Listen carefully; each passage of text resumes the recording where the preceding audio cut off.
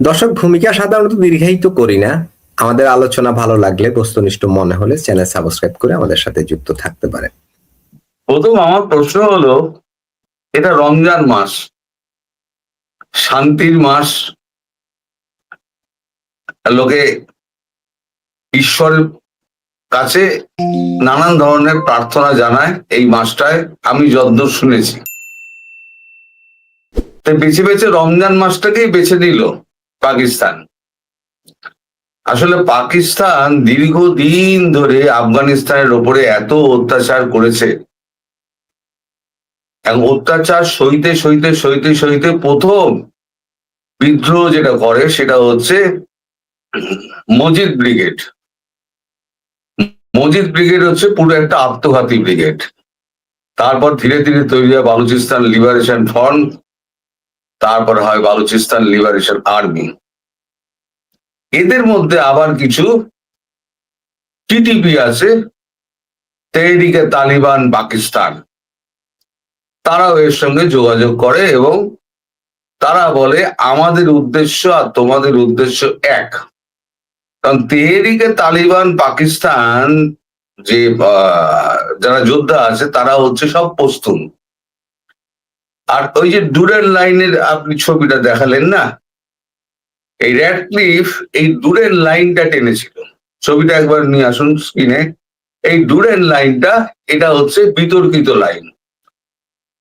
আফগানিস্তানের দাবি হচ্ছে এই যে সবুজ এলাকা পর্যন্ত যতটা হচ্ছে ওটা হচ্ছে তাদের অঞ্চল, পুরো সবুজটা। মধ্যিখানে ভাগটা যেটা করা হয়েছে, র্যাডক্লিফ যেটা করেছিল, সেটা অন্যায়ভাবে এক তো আমাদের জমি দখল করেছে হচ্ছে জিন্না, আমাদের রাজাকে ভুল বুঝিয়ে, বখতিয়ারকে ভুল বুঝিয়ে। আর দ্বিতীয় হচ্ছে র্যাডক্লিফ এই যে লাইনটা টেনেছিল, এই লাইনটা হচ্ছে বিতর্কিত লাইন, এই লাইন আমরা মানি না। এইটা নিয়ে যত গন্ডগোল শুরু হয়, পাকিস্তান ওখানে যখন বেড়া দিতে যায় তখন এরা বেড়া ভেঙে দেয়, তারপর গোলাগুলি চলে। এরপরে ধীরে ধীরে পাকিস্তান করে কি একেবারে মানে যত রকমের অত্যাচার আছে সব ধরনের অত্যাচার শুরু করে আফগানিস্তানের ওপরে। আফগানিস্তানের বাড়িতে ঢুকে ঢুকে যত জোয়ান ছেলে আছে তাদেরকে তুলে নিত। তুলে কি করতো, এরা হেলিকপ্টারে তুলতো, তুলে 200 ফিট ওপর থেকে ঠেলে ফেলে দিত। এরকম একটা হসপিটাল পাওয়া গেছিল, আমার ঠিক মনে পড়ছে না হসপিটালটার নাম। সেই হসপিটালের ছাদে 250 না 300 লাশ পাওয়া গিয়েছিল। এই যে আমাদের বাজওয়া ছিলেন, প্রাক্তন সেনানায়ক বাজওয়া, মুনিরের আগে, তিনি আমেরিকার কাছে পয়সা খেয়ে 3000 বালুচকে সন্ত্রাসবাদী বলে আমেরিকার হাতে ধরিয়ে দেন। এরা প্রত্যেকে সন্ত্রাসবাদী, আসলে এরা হচ্ছে একেবারে নিরাপরাধ আফগানিস্তানের নিরীহ মানুষ। তো এই যখন অবস্থা, তখন ধীরে ধীরে ধীরে ধীরে আফগান শক্তি সঞ্চয় করতে শুরু করে। দেখুন, আফগানিস্তান হচ্ছে এমন একটা টেরেন, সেখানে না সোভিয়েত ইউনিয়ন জিততে পেরেছে 9 বছর ধরে যুদ্ধ করে, না আমেরিকা 10 বছর ধরে যুদ্ধ করে জিততে পেরেছে, কেউই জিততে পারেনি। কারণ ওখানে যুদ্ধ করা কিন্তু খুব মুশকিল। চারদিকে পাহাড়, মধ্যিখানে একটা মানে রয়েছে উপত্যকা রয়েছে, সেখানে ওদের ওই খেলাধুলো করে। ওই যে ভেড়া নিয়ে কি খেলার নামটা আছে, যে ঘোড়ার পিঠে চড়ে ভেড়া নিয়ে ওই লড়াই চলে, কে ভেড়া জিতবে। তা ওরা ওইসব করতো। আপনারা যদি কেউ রকি 2 না ফার্স্ট ব্লাড 2 পার্ট 1 পার্ট 2টা যদি দেখেন, তাহলে আপনারা বুঝতে পারবেন যে মানে আফগানিস্তানের টেরেনটা কিরকম। ওখানে ছবিটা কিন্তু ওখানেই তোলা হয়েছিল অরিজিনালিটি রাখার জন্য। সেই সময় আমেরিকা ফিরে গিয়েছে, আমেরিকা ফিরে যাওয়ার পর তারপরে ছবিটা তৈরি হয়েছে।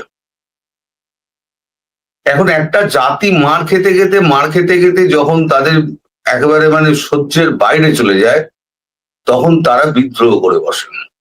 প্রত্যেকটা জাতি। এখানেও সেটা হয়েছে। এখানে যেটা হয়েছে, এরা মার খেতে খেতে এক সময় এরা পাল্টা মার দিতে শুরু করে। পেশোয়ার থেকে একটা লাইন আছে যেটা আপনার এ অব্দি গেছে, ওটাকে কি বলে জায়গাটা, নামটা এই মুহূর্তে মনে পড়ছে না, স্কারদু, স্কারদু অব্দি। সেখানে একটা গাড়ি চলে, মানে ট্রেন চলে, তার নাম হচ্ছে জাফর এক্সপ্রেস। মাঝে মাঝে দেখবেন খবরে যে জাফর এক্সপ্রেসে হামলা হয়েছে এবং এতজন মারা গিয়েছে। এই জাফর এক্সপ্রেসে হামলা করে জাফর এক্সপ্রেসটা বন্ধই করে দেয় এরা। মানে কোনোদিন কোনো কাজ নেই, চল আজকে গিয়ে জাফর এক্সপ্রেসটা আজকে মেরে আসি। সবাই মিলে গেল জাফর এক্সপ্রেস ধরে। সাধারণ যাত্রীদের মারতো না, মারতো হচ্ছে পাকিস্তানি সৈন্য। আগে ধরতো, ধরে নিয়ে গিয়ে তারপরে তাদের বেঁধে রাখতো, কথা না শুনলে গুলি করে উড়িয়ে দিত। তারপরে সমাজ মাধ্যমে সেই বাঁধা ছবি, বন্দির ছবি, এরকম প্রচুর ছবি বেরিয়েছে। আমার কাছে ছিল, আমি ডিলিট করে দিয়েছি, ফোন ভারী হয়ে যায় তো আমি ডিলিট করে দিয়েছি, খুঁজছিলাম আমি পেলাম না। তো এই সমস্ত কর্মকাণ্ড যখন হচ্ছে, তখন একবার আপনাদের মনে আছে যে ডোনাল্ড ট্রাম্প, তিনি একটা তার ভাষণে বলেছিলেন যে আমেরিকা আফগানিস্তানে প্রচুর টাকা, ট্রিলিয়নস অফ ডলার খরচা করেছে। ওই যে বাগরাম এয়ারবেস, ওটা আমাদের তৈরি, বাগরাম এয়ারবেসটা আমরা দখল করব। এর মাঝে আমির মুত্তাকি, যিনি হচ্ছেন আফগানিস্তানের বিদেশ মন্ত্রী, তিনি ভারত সফরে এসেছিলেন। আপনাদের নিশ্চয়ই মনে আছে, আপনাদের কাগজেও বেরিয়েছিল, নিশ্চয়ই বেরিয়েছিল, সব কাগজ যখন বেরিয়েছিল আপনাদের কাগজেও বেরিয়েছিল।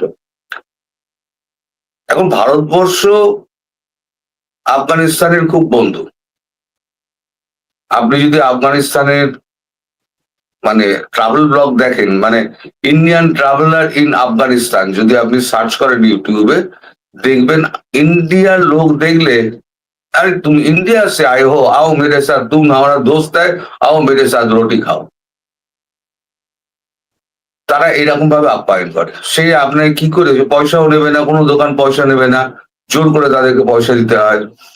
আর পাকিস্তানকে ততটাই এরা ঘৃণা করে, কারণ ভারত যা করে সেটা হোক, তার বিনিময়ে ভারত কিন্তু চায় না।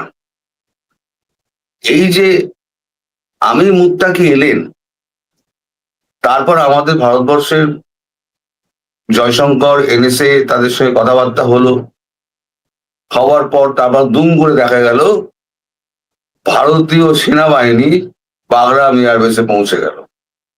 পৌঁছে গিয়ে রানওয়ে ঝাড় টাড় দিচ্ছে, পরিষ্কার অমুক করছে টরছে।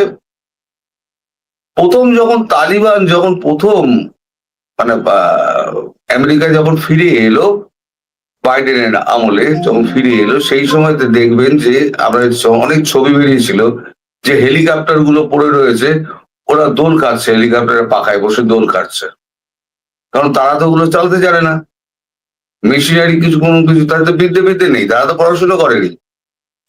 তাহলে প্রশ্ন হলো, এখন তাদেরকে প্লেন ওড়াতে শেখালো কে?